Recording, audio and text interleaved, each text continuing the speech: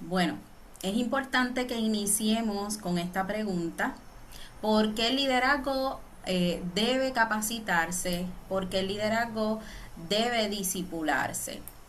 El liderazgo eclesiástico, el liderazgo en las comunidades de fe, no es un talento natural, tampoco es un pasatiempo, ni es un simple rol administrativo. El liderazgo es un acto, ¿verdad? Es un llamado espiritual, y ese llamado espiritual nos lleva a capacitarnos, a discipularnos como acto de obediencia, de humildad y de responsabilidad, ya que es un llamado que requiere formación continua, formación de nuestro carácter, requiere corrección. Este es el área donde quizás muchas personas comienzan a colocar límites dentro del liderazgo cuando ciertas áreas de nuestra vida necesitan, ¿verdad?, corrección, pero es un llamado espiritual que también requiere acompañamiento. Muchos líderes dentro de nuestras iglesias se agotan, se queman, porque no fueron capacitados para manejar lo que son los conflictos, para manejar las cargas emocionales, las crisis o inclusive hasta la presión espiritual. Y muchas veces están simplemente liderando, y él simplemente no lo digo con menosprecio, están liderando porque tienen un don o un talento. Y pues como hacen algo bueno, pues lo pusieron a ejercer ese rol de liderazgo. Pero este líder no ha sido formado, no ha sido capacitado. Entonces, al no tener la preparación para trabajar con este tema, se les complica. ¿Por qué? Porque no tiene la resistencia, no tiene la fortaleza, no tiene las capacidades. ¿Para qué? Para poder trabajar y estar al frente de un grupo.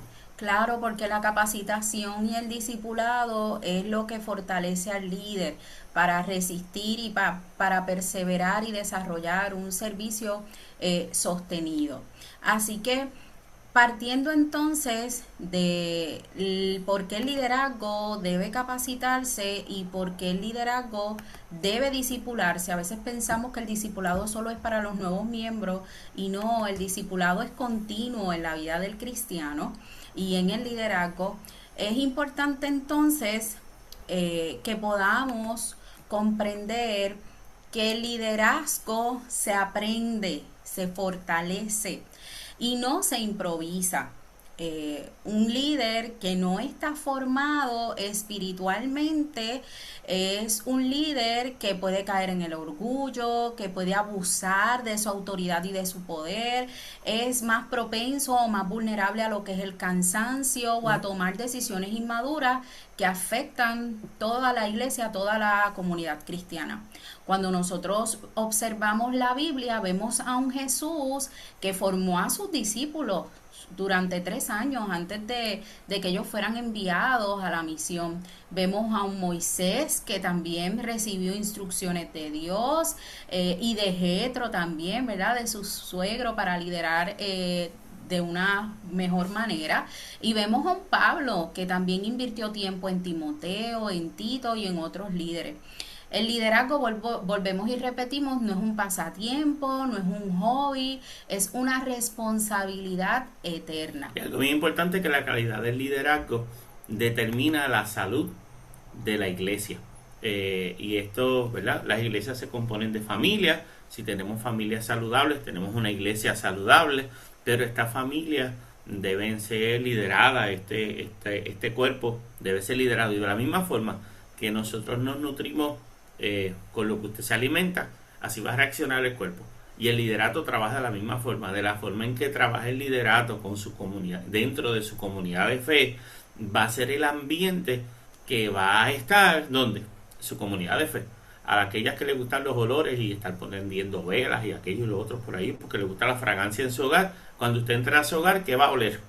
La fragancia que usted a qué se esforzó por prender. De la misma forma el liderato, ese va a ser el ambiente que va a estar en su comunidad de fe. Así que sin líderes formados, la iglesia entonces se debilita, los conflictos, que en breve vamos a hablar un poco de los conflictos entonces comienzan a aumentar.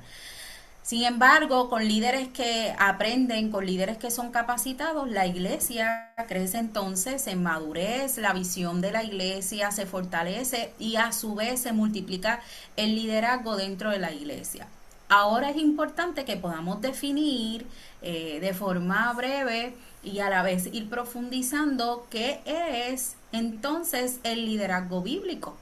Porque probablemente usted piense en líder y la imagen que pudiera venir a nuestra mente con respecto al líder es el que toma más el micrófono en la iglesia. La imagen que nos puede venir con relación al líder es ese que se viste bien bonito. O ese que manda está al frente. mucho, o que da muchas instrucciones, pues vamos a hacer esto, aquello y lo otro. Pero como está al frente, pues es un líder, no, eso es alguien que se cree grande, a mí le gusta estar mandando. Una cosa es ser líder y otra cosa es alguien que le gusta estar dando muchas instrucciones porque le da la gana, porque le parece y porque quiere. Mire, la realidad es que cuando vamos a definir liderazgo dentro, ¿verdad?, de la vida del cristiano, dentro del reino de Cristo, de las comunidades de fe, necesitamos reflexionar y necesitamos ir a la verdad de las Escrituras. ¿Qué nos enseña la Biblia? ¿Qué nos enseñó Jesús sobre lo que es el liderazgo? El liderazgo bíblico es esta capacidad dada por Dios a través del Espíritu Santo para guiar y servir a otros conforme no a mi voluntad, no a mis sueños, no a mis deseos, sino a la voluntad del Padre. Por lo tanto, el liderazgo bíblico refleja lo que es el carácter de Cristo. El liderazgo bíblico es edificar a la iglesia, edificar al pueblo de Dios para cumplir con el propósito de Dios aquí en la tierra, no con mis agendas, no con mis sueños, no con mis metas, sino con el propósito de Dios aquí en la tierra. Así que no se basa solo de poder, que a la gente le fascina, la posición, ¿está bien? Que le gustan, este es el presidente de tal organización, de tal departamento, del control, ellos tienen que hacer lo que yo quiera, ¿está bien? Sino del servicio, del carácter, desde la obediencia y desde el amor. Así que este líder que el Señor desea a través de su palabra que nosotros podamos ser, es aquel que refleja el corazón de Cristo en nuestras actitudes, en nuestras tomas de decisiones, en el manejo de las emociones y el manejo de los problemas que presentan dentro de nuestra comunidad de fe. Claro. Aquí entonces es importante que podamos reflexionar sobre cómo, definiendo lo que es el liderazgo bíblico, entonces el liderazgo bíblico se ejerce mediante el servicio. Esto es lo que nos enseña la Biblia. Cuando nosotros vamos a la palabra y vamos específicamente a Marcos 10:43, y verdad, aquí hacemos una anotación importante. Cuando nosotros vamos a la palabra, Jesús nos da muchas enseñanzas sobre lo que es el liderazgo. Sin embargo, hoy queremos resaltar esta historia bíblica de Marcos 10:43, en donde dice Jesús: el que quiera hacerse grande entre vosotros será vuestro servidor. Y esta respuesta de Jesús surge en una dinámica muy interesante. Aquí hay una petición de Santiago y de Juan. La petición de Santiago y de Juan como discípulos de Jesús provoca mucho malestar, provoca molestia entre los discípulos, porque parecía que Santiago y Juan estaban buscando una ventaja y una posición dentro de su liderazgo.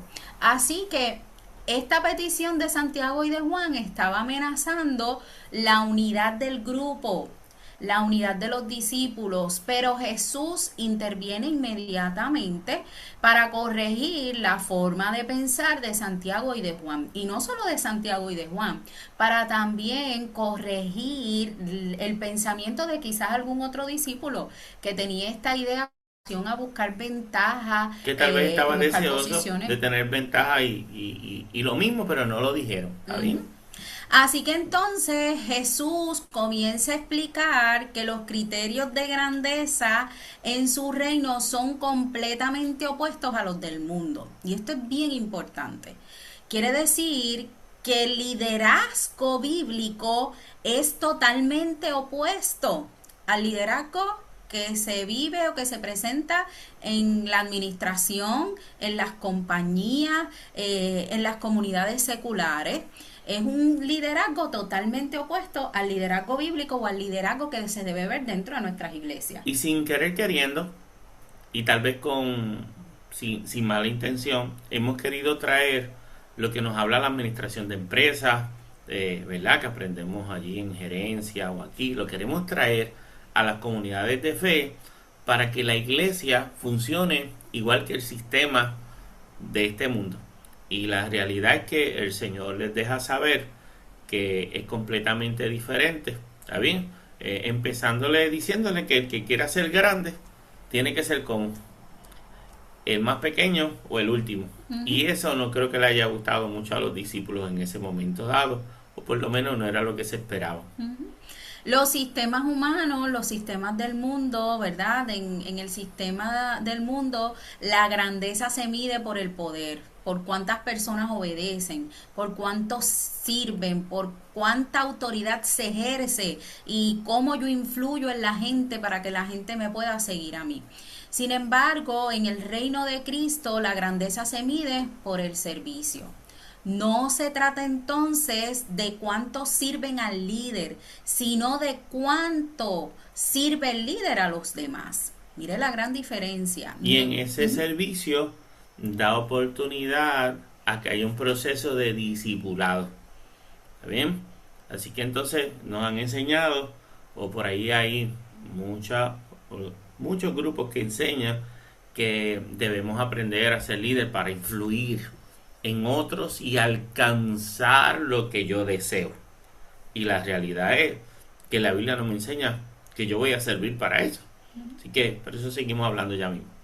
Por lo tanto, esto del liderazgo bíblico no es que yo pueda obtener de las personas, sino más bien es que yo puedo aportar. De qué forma yo puedo bendecir, de qué forma yo puedo edificar a las personas. Así que para reforzar su enseñanza, Jesús señaló su propio ejemplo.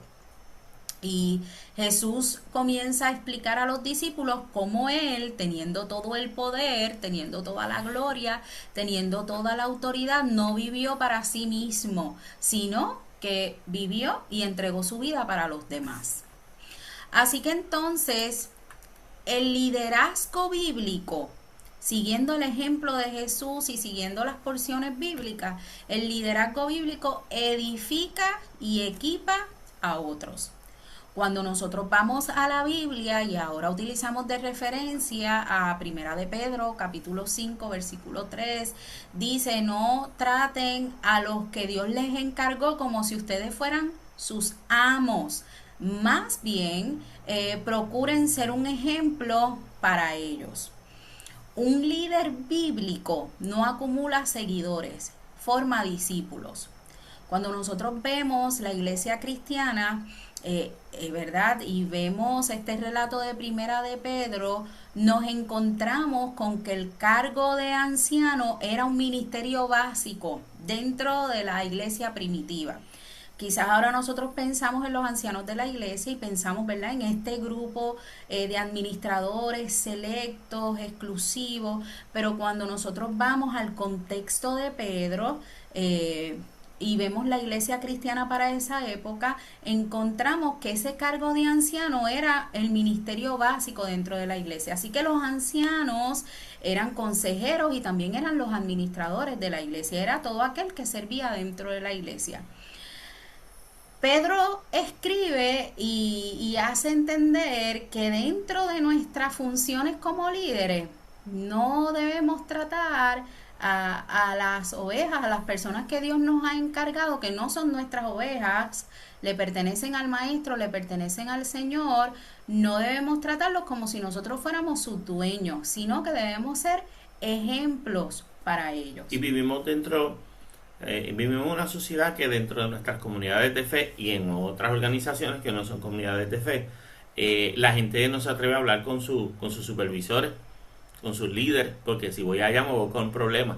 Si eso sucede dentro del lugar donde usted está, ese líder o esta persona no sabe bien quién es, o este líder está asumiendo unas actitudes medias feitas y no agradables. ¿Por qué? Porque el líder debe ser un facilitador, debe ser un servidor, y el líder, en este caso este líder eclesiástico, debe ser una persona que pueda influir tranquilidad, gozo, esperanza, de que yo me puedo acercar, de que me va a escuchar, de que va a atender mi situación y que me va a ayudar. Si lo que provocamos en nuestra gente es miedo o terror, problema serio entonces tiene este. Así que las personas que tenemos que servir en la iglesia, las personas a las que servimos en nuestra comunidad de fe o donde sea, ¿verdad? Nuestra asignación especial, porque esto no es nada más para el contexto exclusivo de la iglesia, no, es que somos luz, somos sal, somos creyentes, somos cristianos, también en nuestro trabajo, en nuestro hogar, en nuestra comunidad, ¿verdad? En diferentes escenarios, pues a los que servimos, ya sea en la iglesia o en esa asignación especial que nos ha dado Dios, nuestra actitud hacia estas personas, hacia los hermanos de la iglesia, hacia nuestra familia, hacia nuestros vecinos, hacia nuestros compañeros de trabajo, debe ser la actitud de Dios.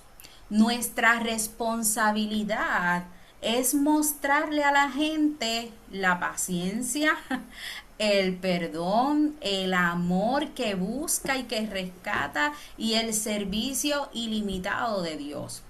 Dios a nosotros nos ha asignado una tarea y nosotros debemos cumplirla como Él lo haría, ¿verdad? Ese es el supremo ideal del servicio dentro de lo que es la iglesia cristiana.